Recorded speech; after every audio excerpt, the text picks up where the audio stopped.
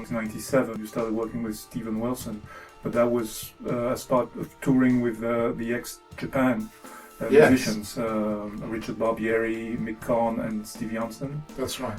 So how did you become involved in that? It wasn't through Steven Wilson, because I understand it's the first time you met him. It was the first time I met him. It was interesting. That was one of those random connections out of the blue. People often say, how did you play with this person or that person? And sometimes it's the smallest, randomest thing that can happen. So there were two, because to be honest, it was a seminal moment in my musical life, touring with that band. Through the connections that were made, through the things we did, through just kind of the whole level of the international, just what it was. It was very important to me. There were two different stories as to how it happened. One that I was originally told and one that I was subsequently told. So the original story was that I'd done an album with someone in a studio in Brixton called Wolf Mastering. And the first story was, the engineer there had recommended me, because I'd been playing saxophone on this album, and said I was good. And Mick Karn, who I think was living near there or was involved in that studio or done some projects there, was looking for a sax player.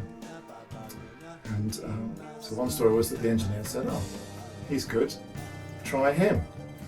But then subsequently the other story I heard was that, because my name's Theodore, and Mick Karn was a Greek Cypriot, he liked the idea of this Greek geezer. So just because I was called Theo, and I guess I was on the list of people, the various people who've been interviewed, he said, I'll give him a whirl. So I got a call out of the blue from Mick Karn. Hello, I'm Mick Karn. Don't know if you know me. We've got this. Well, it was a tour of Japan, a gig in London, and a video recording session in Holland, the 3 meters session. And I did it. And, was that music that originally had sax and flute that required someone to replace whoever played on the originals, or? Yes, I think largely. A lot of it did have sax on the originals. To my recollection, quite a bit would have been Mick Karn, who played saxophone but was playing bass on the tour, and on the recordings he would have played both. So there was quite a bit of that. So I think probably most of it, to be honest, was probably Mick Karn. On a couple of or certainly at least one of his solo albums on the that label, CMP, was it? I think it was the CMP. Yeah, the German label? The German label, that's right. David Liebman, the American sax player, was guesting on it, so he was on a couple of tracks. So, and I guess because Mick played saxophone, he liked saxophone. So between replacing Mick's parts, David Liebman's parts, and Mick just kind of liking saxophone, it kind of made sense to have a saxophone player in the band. So it was quite a short adventure, but as you said, it was a turning point despite... It was a short adventure, but a big adventure in a way, because there was quite a bit of rehearsal. Those three, Jansen-Barbieri-Karn, because that was the artist, that was the unit really. Steve Wilson was a sideman, as was I, but it was their music. I really liked what they were doing. I really enjoyed this kind of musical spirit of adventure, the kind of unusualness of it, the interesting mix of influences and elements. Quite unusual. And then there were some pieces where they were almost like improvisations that were then fixed in stone. In fact, that's an interesting point. So there'd be some pieces that were instrumental. It wasn't like in jazz world, you tend to have a tune and solos and a tune. That's often the kind of standard format. This wasn't like that at all. There was no tune, solos, tune. It would tend to be musical parts that would develop into other musical parts that would develop into other musical parts. And they would be carefully thought about and constructed in the studio and then crafted and worked into finished pieces.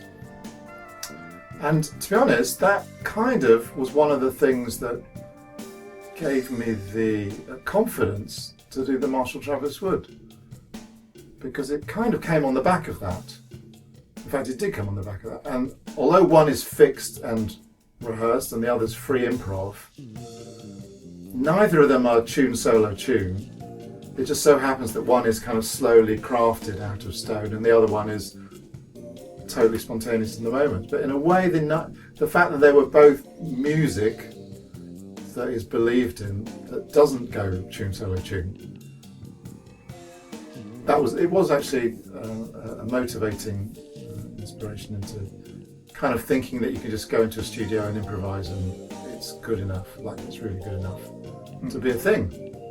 So it was interesting on that. Plus, as I say, I like their music. I enjoyed that. We've had a month in Japan. I mean, that was an amazing experience. Touring with, it was a multi-bill thing with a guy called Sigizo, DJ Crush, who's a bit of a legend in his own right in his, that musical world, and some others. And as I say, Stephen Wilson was the other guest musician, and I got on really well with Steve, and it was a lot of fun to hang out with, talk to. We both had a big love of a lot of the same music. Yeah, he's a fan as well as being an artist. He's a big fan, yeah, he's a big music fan. Yeah, we were both particularly big Pink Floyd fans, but lots of music, King Crimson, lots of music. So, we got on very well, and obviously I stayed in touch, and he said come up to the studio and try some things. You became his saxophonist and flutist of choice whenever he needed one. I did a lot. Yeah. I mean, I think the first session I went up to his house from Studio 4 was Stupid Dream. It became Stupid Dream. Yeah. There was Bass Communion 1, which was a sort of ambient improvisatory kind of project. And the first recording, we did things that became that, and then songs on the Stupid Dream album.